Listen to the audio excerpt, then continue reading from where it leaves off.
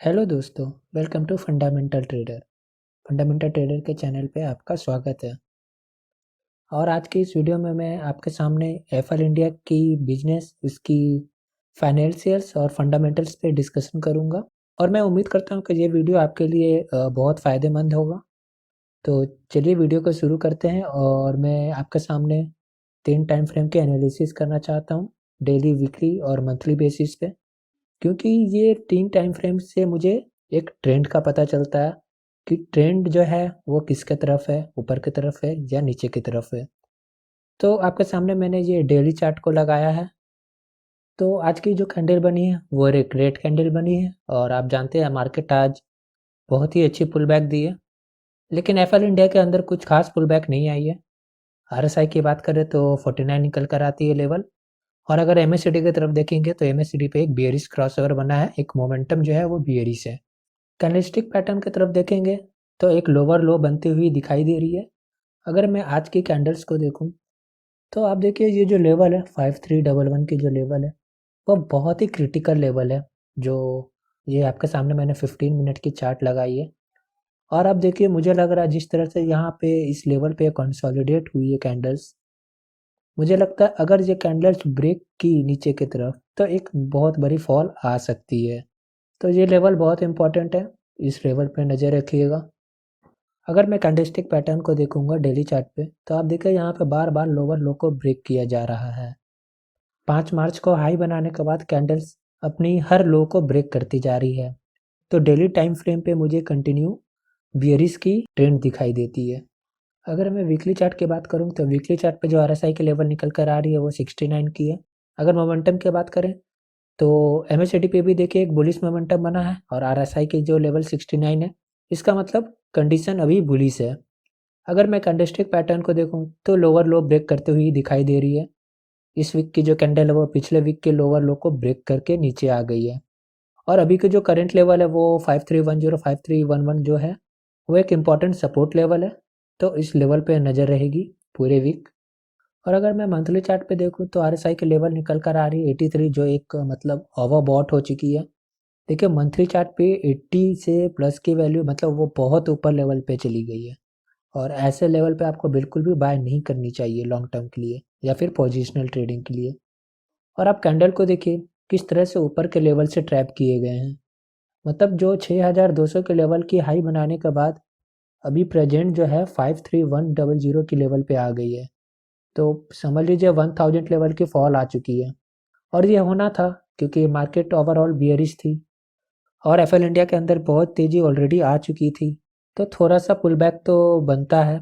मुझे लगता है कुछ ज़्यादा फॉल नहीं आने वाली है इसके अंदर, क्योंकि इसकी जो बिजनेस है वो बहुत स्ट्रांग है।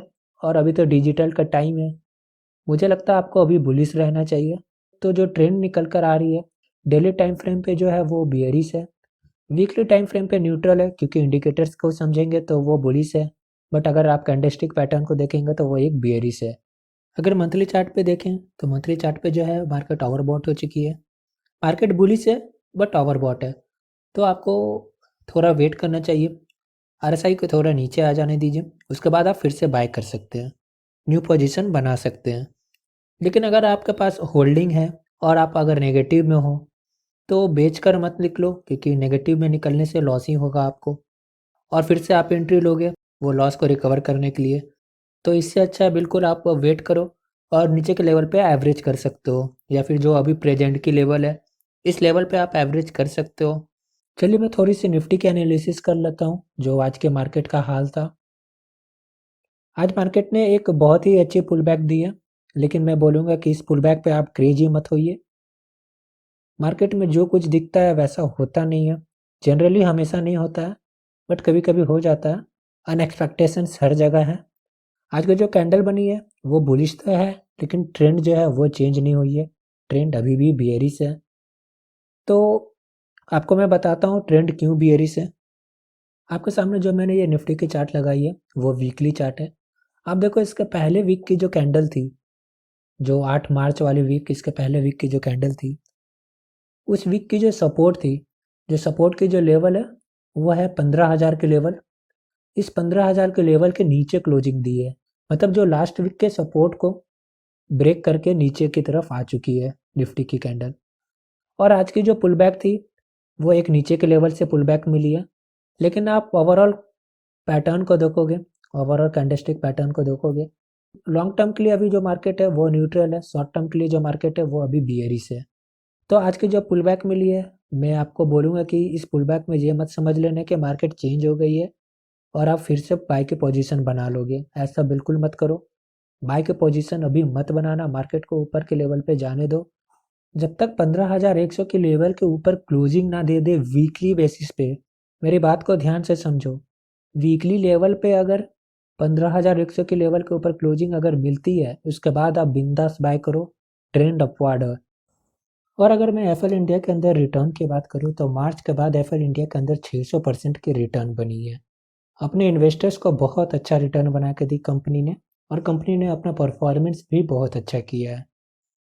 और एफएल इंडिया के अंदर जो आपको प्रेशर दिख रहा है अभी, वो एक करेक्शन है। आप देखिए, इसका पहले भी करेक्शंस आई है और सभी स्टॉक में करेक्शंस आती है। एफएल इंडिया के अंदर अभी जो है वो करेक्शन चल रही है, क्योंकि पूरी दुनिया के अंदर अभी आप देख लो, कहीं का भी स्टॉक मार्केट देख लो, सबके अंदर एक प्रेशर बना हुआ है। तो इसमें टेंशन लेने की कोई बात नहीं है। परेशान वो लोग होते हैं जो ऊपर के लेवल पे बाय कर लेते हैं। किसी स्टॉक का प्राइस ऑल टाइम हाई चल रहा हो तो वैसे टाइम में पोजीशन बिल्कुल नहीं बनाना चाहिए। और एफएल इंडिया के अंदर आप लोगों ने उस लेवल पे, इतने हाई लेवल पे पोजीशन बनाया और अचानक से ये जो करेक्शन आ गई है, इसलिए आप फंस गए हो। स्ट्रेस मत लो, सिंपल सी बात है, करेक्शन है, फिर मार्केट नीचे आकर ऊपर जाएगी। नीचे के लेवल पे आप चाहो तो एवरेज कर सकते हो, लॉस में मत बेचना, होल्ड करो। और ये बात भी समझ लो आप कि अगर पूरी मार्केट गिरती है ना, और मार्केट के अंदर अगर प्रेशर आती है ना, तो सारे स्टॉक्स गिरते हैं। वो स्टॉक कितनी भी अच्छी हो, कितनी भी बड़ी कंपनी क्यों ना हो, सब के सब गिरते हैं। एक बात आप समझ लो, ऑल टाइम हाई चल रही स्टॉक पे बाय मत करना। जैसे टाटा केमिकल्स पे हुआ, मैंने अपने वीडियो में बताई थी कि यार इतने हाई लेवल पे बाय मत करो, और वो लेवल था कुछ 790 का।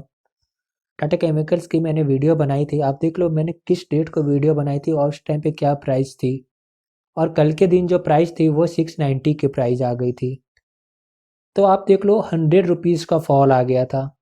आप सोचो, अगर उस वीडियो को देखने के बाद अगर आप आज के प्राइस पे बाय करते ना, तो आप प्रॉफिट में होते। आप 790 के प्राइस पे बाय किए और उसके बाद 100 रुपीज़ का फॉल देखे, तो क्या बेटर था? आप 790 का प्राइस पे बाय करना या फिर ये 690 के प्राइस पे बाय करना बेटर था? आप खुद सोचो। मैंने नेगेटिव कुछ भी नहीं बोला था, मैंने बस अलर्ट किया था। मैंने बस ये बोला था कि मार्केट बहुत ऊंचाई पे है, करेक्शन आ सकती है, फॉल आ सकती है, सारे स्टॉक में फॉल आती है, और देख लेना। और आपने देखा होगा पिछले 1 वीक में क्या फॉल आई है मार्केट में, मतलब समझ लीजिए मार्केट 7 to 8% से मार्केट गिर चुकी है। खैर, रिजल्ट तो उनके सामने था। पिछले 1 वीक में जो उन लोगों ने स्ट्रेस लिया, वो स्ट्रेस किसी, मतलब क्या बोलूँ किस लेवल की स्ट्रेस थी वो। जिन्होंने 790 के लेवल पे बाई किया था, 780 के लेवल पे बाई किया था, वो अगर 690 के लेवल को देखेंगे तो उनके ऊपर क्या बीत रही होगी, ये तो खैर वो स्टॉक होल्डर ही समझ सकता है। देखिए, अब आईफल इंडिया के अंदर मार्केट थोड़ी प्रेशर में है, बियरिश है, बट आपको थोड़ा पेशेंस रखना चाहिए, होल्ड कीजिए। मार्केट ऊपर जाएगी, मार्केट अभी प्रेशर में है क्योंकि जो बॉन्ड यील्ड की प्रॉब्लम जो है, क्योंकि इन्फ्लेशन जो है वो सबसे बड़ी प्रॉब्लम है। समझ लीजिए इन्फ्लेशन और स्टॉक मार्केट इन्वर्सली प्रोपोर्शनल है, मतलब अपोजिट चलते हैं दोनों के दोनों। अगर इन्फ्लेशन बढ़ेगी तो स्टॉक मार्केट गिरेगी, क्योंकि अगर महंगाई बढ़ेगी तो सारी कंपनियों का नुकसान होगा, उनकी प्रॉफिट कम हो जाएगी, तो स्टॉक मार्केट भी गिरेगी। और जो अभी फेडरल बैंक की न्यूज़ आई है, जो फेडरल बैंक की अनाउंसमेंट आई थी अभी, उन्होंने, उनके जो चेयरमैन है, उन्होंने कोई भी डिसीजन नहीं लिया, उन्होंने कोई भी रेट्स में चेंजिंग नहीं की है। इसका मतलब ये है कि इन्फ्लेशन बढ़ने वाली है। आप इस बात को बिल्कुल भी इग्नोर मत कीजिएगा। और मैं बोल रहा हूँ कि ये जो अभी जो बुलिस की आज की जो बुलिस कैंडल बनी है, आप ये मत समझ लेना कि ये ट्रेंड चेंज हुई है। अभी कुछ दिन बाद एक न्यूज़ आ जाएगी इन्फ्लेशन बढ़ गई, या फिर बॉन्ड यील्ड की न्यूज़ आ जाएगी, मार्केट फिर से गिर जाएगा।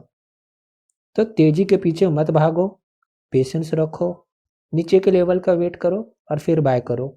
या फिर अगर आपको बाय करना है तो ऐसे एफएमसीजी के सेक्टर में जाओ, आप वहाँ बाय करो। बहुत ही अच्छी लेवल पे है एफएमसीजी। अगर आपको इन्वेस्टमेंट करनी है, पोजिशनल ट्रेडिंग भी करनी है, तो आप एफएमसीजी में करो। चलिए कंपनी की फंडामेंटल्स देख लेते हैं। मैं आपके सामने एफएल इंडिया के रिजर्व्स को लगाया हूँ। आप इस कंपनी के रिजर्व को देखो जरा आप।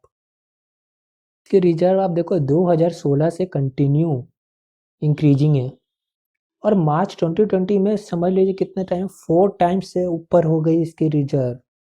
देखिए ये कंपनी के रिजर्व ही हैं जो कंपनी को डिफ़ॉल्ट होने से बचाती है। कंपनी के ऊपर अगर उधार आ जाती है, कंपनी को अगर पैसे की ज़रूरत होती है ना, तो ये इसके रिजर्व, ये उसकी सेविंग्स है जो कंपनी को बाहर निकालती है प्रॉब्लम से। तो किसी भी कंपनी में निवेश करने से पहले आप उसके रिजर्व को ज़रूर देखो। तो ये रिजर्व बहुत ही ड्रास्टिकली इंक्रीज हुई है 2019 के बाद और मुझे ये बात ही सबसे अच्छी लगी एफएल इंडिया के अंदर। एफएल इंडिया की जो रिटर्न ऑन इक्विटी है वो 31% है। मतलब कंपनी के पास जो पैसा है उस पैसे से वो और कितना पैसा बना रही है, रिटर्न ऑन इक्विटी ये बात है। तो रिटर्न ऑन इक्विटी बहुत ही अच्छी है। मतलब 30% का रिटर्न बनाना, मतलब वो 100 रुपये का इन्वेस्ट करता है तो उसमें से 30 रुपये का प्रॉफिट भी लेता है और अपना 100 रुपये का कैपिटल भी ले लेता है। तो भाई ये रिटर्न बनाना सबके बस की बात नहीं होती। चलिए कंपनी के बिजनेस की बात करते हैं। बिजनेस समझना बहुत ज़रूरी है क्योंकि मुझे लगता है ये इसकी जो बिजनेस है ना, वो इसकी बिजनेस अब बूम करने वाली है। और मैं आपको बताता हूँ इसके जो बिजनेस में जो ग्रोथ आई है ना, वो 2019 के बाद ही आई है। आपको पता है एफएल इंडिया की जो बिजनेस है वो एडवर्टाइजिंग की बिजनेस है। मेरे कहने का मतलब है वो एडवर्टाइज करती है, वो ऐड बनाती है, कंपनियों के लिए ऐड बनाती है। एग्जाम्पल मैं बताता हूँ आपको। आपने फ्लिपकार्ट देखा होगा, आपने अमेजन देखा होगा। आपने फ्लिपकार्ट पे कोई प्रोडक्ट को रिव्यू किया, आपने उस प्रोडक्ट को बाय नहीं किया, आपने वो प्रोडक्ट को चेक किया, आपने कार्ट में ऐड किया और फिर आप कहीं और चले गए, तो भी आप देखोगे ना, कोई भी वेबसाइट पे विजिट करते होगे ना, तो आपको कहीं पे भी नीचे में आपको उस प्रोडक्ट जो आपने अपने कार्ट में ऐड किए थे फ्लिपकार्ट के, वो प्रोडक्ट आपको दिखती है। तो ये इस तरह की जो टेक्नोलॉजी होती है, इस तरह की जो एडवर्टीजमेंट होती है ना, ये आपको एफएल इंडिया की जैसी ही कंपनी बनाती है। मैं ये नहीं बोल रहा हूँ कि एफएल इंडिया ही सिर्फ एक इकलौती कंपनी है जो ये काम करती है। और भी बहुत सारी कंपनियां हैं जो ऐसे एडवर्टाइज बनाती है, लेकिन एफएल इंडिया ना बहुत ऊंचे लेवल पे है। मतलब वो बहुत बड़ी बड़ी बिजनेस के लिए काम करती है। और आप ये सोचो जब लॉकडाउन था तो डिजिटल पे बहुत ज़्यादा प्रेशर किया गया, सब कुछ डिजिटल करनी है, एडवर्टाइजमेंट डिजिटल हो गई, पैम्पलेट डिजिटल हो गए, डॉक्यूमेंट्स को डिजिटल कर दिया गया। और आप देखो कोई भी कॉमर्शियल जो बिजनेस होती है वो अब डिजिटल है। तो अभी डिजिटल की जो प्लेटफॉर्म है ना, वो सब के सब बूम कर रही है और एफएल इंडिया के पास बहुत अच्छा मौका है। और वो इसलिए मैं बोल रहा हूँ अभी एफएल इंडिया के अंदर आपको बने रहना चाहिए। कंपनी अभी बहुत प्रॉफिट बनाने वाली है। ये सब अब ये भी समझ लें कि आखिर एफएल इंडिया के अंदर क्यों गिरावट आई। आप सबको तो पहली बात पता है, मार्केट में करेक्शन चल रही है और इसका ही सबसे बड़ा रीज़न है। और ये सबसे बड़ी रीज़न है जो एफएल इंडिया के अंदर आपको फॉल दिखाई दे रही है। दूसरी जो सबसे बड़ी रीज़न है बॉन्ड यील्ड, इसका मतलब इन्फ्लेशन। अगर इन्फ्लेशन ऊपर जाती है तो स्टॉक मार्केट के प्राइजेस नीचे आएगी, इसे कोई नहीं रोक सकता। Federal bank has made no changes in rates, जो मैंने अभी आपको थोड़ी देर पहले बताया। फेडरल बैंक ने अपने पॉलिसी के रेट्स में कोई भी चेंजेस नहीं किए हैं। सबको उम्मीद थी इन्फ्लेशन को कंट्रोल करने के लिए चेंजेस लाए जाएंगे, लेकिन कोई चेंजेस नहीं किए। कोविड के केसेस राइजिंग है, लॉकडाउन होने की संभावना बनती जा रही है। तो ये 4 बिग रीजन्स हैं जिसकी वजह से अभी मार्केट के अंदर बहुत ज़्यादा वॉलेटिलिटी बनी हुई है। कुछ इन्वेस्टर्स बाय करने के लिए हैं, लेकिन मैक्सिमम इन्वेस्टर्स अपने स्टॉक को बेच के निकल रहे हैं। और आपको पता है बाजार को सिर्फ एक रीजन चाहिए होता है मार्केट में करेक्शन लाने के लिए, और वो एक रीजन जो था वो बॉन्ड यील्ड है। ये बॉन्ड यील्ड, ये इन्फ्लेशन, ये कोविड केसेस जो मार्केट के ऊपर दबाव बना के रखी है। अगर आपको पैसा बनाना होता है आप स्टॉक मार्केट में लगाते हो, लेकिन अगर आपको पैसा पूरी दुनिया से बनानी है, आपको और पैसा चाहिए, आपको और ज़्यादा रिटर्न चाहिए, तो जो हेज फंडर्स होते हैं, जो बड़े बड़े इन्वेस्टमेंट बैंक होते हैं, आप उनके पास जाते हो, आप उनको पैसा देते हो, बोलते हो कि हमें रिटर्न बना के दो। वो आपका पैसा ले लेता है, वो इन्वेस्ट करता है इंडोनेशिया, मलेशिया, इंडिया, वो हर दुनिया के स्टॉक मार्केट में इन्वेस्ट करता है। और जब वो इन्वेस्ट करता है ना, तो बहुत सारा पैसा इन्वेस्ट करता है। और आप देखो मार्च के बाद जो रिटर्न बनी है, जो इतनी सारे पैसे पंप किए गए मार्केट में मार्च के बाद, वो पैसे अब तो निकालेंगे ना। तो इन्वेस्टर्स जो हैं वो अपना पैसा निकाल रहे हैं और इसके वजह से मार्केट फॉल हो रही है। और मैंने आपको बताया मार्केट को बस एक रीज़न चाहिए होता है करेक्शन लाने के लिए। बस यही बात है और मैं चाहता हूँ कि आप बने रहिएगा स्टॉक मार्केट में। मार्केट हमेशा नीचे नहीं जाती है, मार्केट ऊपर भी जाती है। अभी जो है वो करेक्शन है। बस आपको ये ध्यान रखना है, कभी भी पोजिशनल ट्रेड लेने से पहले ऊपर के लेवल पे बाय मत करना यार। ऊपर पे लेवल पे बाय करोगे तो फंस जाओगे। पोजिशनल करनी है तो भाई नीचे के लेवल पे बाय करो, किसी सपोर्ट के लेवल पे बाय करो। ऊपर के लेवल में कभी आपको सपोर्ट नहीं मिलेगा, ऊपर के लेवल पे आपको रेजिस्टेंस मिलेगा। देखिए मुझे लगता है अभी जो मार्च की एंड चल रही है, ये फाइनेंशियल ईयर की लास्ट मंथ है और इस टाइम बहुत सारी कंपनियां अभी एनुअल स्टेटमेंट अपनी पब्लिश करेगी। तो ये भी एक वजह बन सकती है जिसकी वजह से मार्केट में अभी करेक्शन चल रही है, क्योंकि इस कोविड की वजह से बहुत सारी कंपनियों का जो पीएल है वो नेगेटिव में होगा। मैं तो बोलूँगा आपको मार्च तक आप होल्ड कर लो, पोजिशनल ट्रेडिंग मत लो मार्च तक। मार्च के बाद जब मुझे लगता है मार्केट बुलिश होगी, मार्केट ऊपर की तरफ वापस चली जाएगी, तब आप पोजिशनल ट्रेडिंग कर सकते हो, लॉन्ग टर्म ट्रेडिंग कर सकते हो। देखो मैं अगर इंपॉर्टेंट लेवल्स की बात करूँ तो एफएल इंडिया के अंदर तो आप 5070 और 5260 ये एक सपोर्ट जोन है एफएल इंडिया के अंदर, बहुत अच्छी सपोर्ट जोन है। मुझे लगता है एफएल इंडिया इस सपोर्ट जोन में आकर होल्ड कर सकती है और फिर यहाँ से ऊपर जा सकती है। और अगर ये 5260 के लेवल तोड़ देती है तो उसके बाद जो लेवल्स है, जो बहुत इंपॉर्टेंट लेवल है, वो है 4400 और 4200। ये 200 रुपये की जो रेंज है वो बहुत ही क्रिटिकल सपोर्ट जोन है और मुझे लगता है ये सपोर्ट जोन को ब्रीच नहीं करेगी एफएल इंडिया, क्योंकि अभी इसके अंदर अप ट्रेंड बनी रहेगी। तो ये जो लेवल्स है 5260 और 4400, ये लेवल्स को बिल्कुल ही अ, अपने चार्ट पे ड्रॉ कर लीजिए या फिर आप स्नैपशॉट ले लीजिए और इस लेवल पे अपने चार्ट पे एक हॉरिजॉन्टल लाइन बना लीजिए। ये लेवल को बिल्कुल ही मॉनिटर करते रहिएगा। और अगर आपको निफ्टी और बैंक निफ्टी के अंदर लेवल्स चाहिए होगा तो आप मेरे साथ टेलीग्राम चैनल पे ऐड हो सकते हो। मैं वहाँ पे अपने चार्ट पब्लिश कर देता हूँ, आप वहाँ से लेवल्स को देख सकते हो। अगर आप चाहो तो मेरे साथ टेलीग्राम चैनल पर जुड़ सकते हो, लिंक मैंने कमेंट में पिन कर दिया है और डिस्क्रिप्शन में भी बता दिया है। चैनल फ्री ऑफ कॉस्ट है, कोई भी सर्विस के लिए कोई चार्ज नहीं है, सब कुछ फ्री है और ये चैनल आप लोगों के लिए ही बनाया गया है। देखिए ये सब तो लोगों की सोच है, पर पैसा आपका है, दूसरे की सोच पे विश्वास नहीं कर सकते। बस आप अपना एनालिसिस कीजिए, आपको क्या लगता है आप डिसाइड कीजिए आप क्या करना चाहते हैं। अभी के लिए अगर बस मेरा वीडियो अच्छी लगे तो लाइक और सब्सक्राइब करके मोटिवेट ज़रूर कीजिए। जी आप डिसाइड करेंगे कि आपको बाय करना है या नहीं करना है, पैसा आपका है। मैं ये नहीं बोल रहा कि आप मेरे बताए गए शेयर्स पे बाय करें, आप अपना एनालिसिस खुद करें, आप अपने एडवाइजर से सलाह लें। अगर आपको लॉस या प्रॉफिट होता है तो इसमें मेरे या मेरे चैनल की कोई रिस्पॉन्सिबिलिटी नहीं होगी।